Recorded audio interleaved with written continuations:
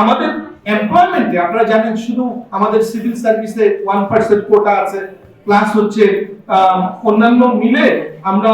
Civil সার্ভিসে মাত্র 2.3% working যারা আছে তারা হচ্ছে এমপ্লয়, যেটা পাবলিক সেক্টরে। আর অন্যান্য মিলে এখন এর কারণটা কি, এই যে সোশ্যাল প্রোটেকশনে অ্যাক্সেসটা কম, সেটা হচ্ছে অনেক সময় জানেও না যারা পার্সনস উইথ ডিসেবিলিটি সরকারের কি প্রোগ্রাম আছে, কি সুবিধা আছে সেগুলো সম্পর্কে ধারণা নাই।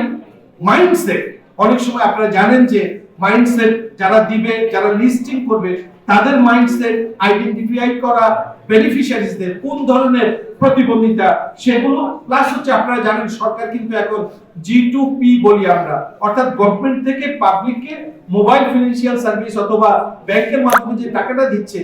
এই যে পার্সনস উইথ ডিসেবিলিটি তাদের অনেকেরই হয়তো মোবাইল অ্যাক্সেস নাই অথবা টেকনিক্যাল যে এক্সপার্টিসটা দরকার সেটি নাই, সেটিও তাদের জন্য প্রবলেম। এখন আরেকটা হলো যে বাজেটে, আমি জাস্ট যেহেতু আমি বাজেট নিয়ে কাজ করি, আমাদের বাজেটে কি পরিমাণ টাকা খরচ করা হয় আপনারা জানেন যে আমাদের এই যে ডিসেবিলিটি অ্যালাউন্স সেটা 850 টাকা করে দেওয়া হয়, সেখানে প্রায় 33 লাখ যারা আছে বেনিফিশিয়ারি আছে, 3450 কোটি টাকা বরাদ্দ এই 2024-25-এ দেওয়া হয়েছে।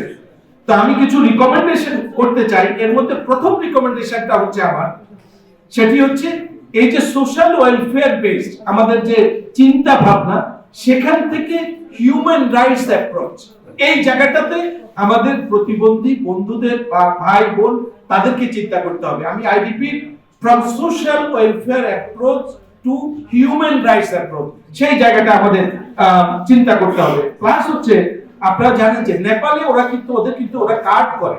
বিভিন্ন ধরনের card, red card, blue card, yellow card, white card, এরকম ক্লাসিফিকেশন তার সিভিয়ারিটি অনুযায়ী সেরকম ক্লাসিফিকেশন করা যায়। আমরা যদি এই যে রিলায়েবল এবং ক্রেডিবল ডাটাটা নিয়ে আসতে পারি এবং সেটি যদি আমরা আপডেট করি সব সময়,